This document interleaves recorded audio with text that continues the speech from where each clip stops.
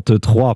Les conseils pour le repas de Noël. Chaque jour, un produit de fête. Hier, c'était les huîtres. Et aujourd'hui, c'est le foie gras. On est en direct avec Yves Boissière. Bonjour Yves Boissière. Bonjour Radicias. Vous êtes producteur de foie gras en Lot, dans le Lot-et-Garonne, à Frespech exactement, et fondateur du musée du foie gras. Alors on va parler déjà évidemment du foie gras. Déjà, comment se passent les ventes cette année? Est-ce que le foie gras se vend bien? Et oui, la crise du Covid a généré des ventes par correspondance.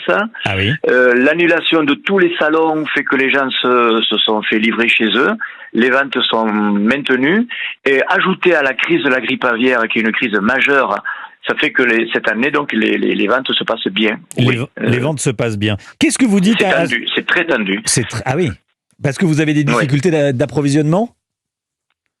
Non, c'est-à-dire on peut pas livrer tous les clients qui nous appellent.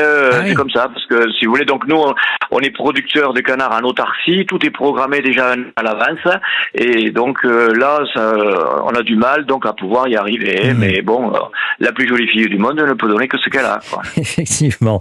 Quels sont les prix cette année?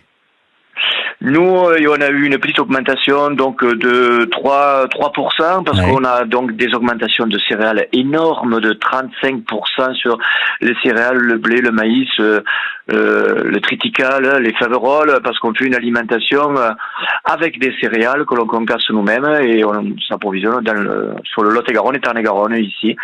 Et donc cette année les céréales, donc ça a fait un bond énorme.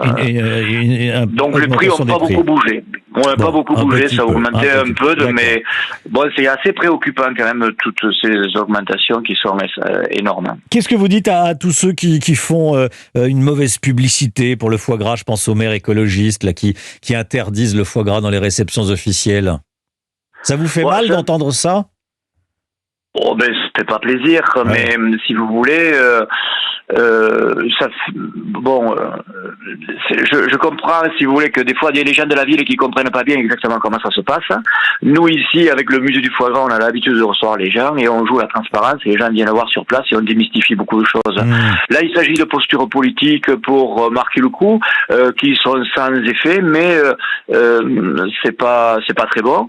Je constate que Yannick Jadot mangera donc du foie gras pris chez un producteur quand même. Mais évidemment. Et moi, j'ai des amis qui sont écolos qui viennent chercher du foie gras chez nous.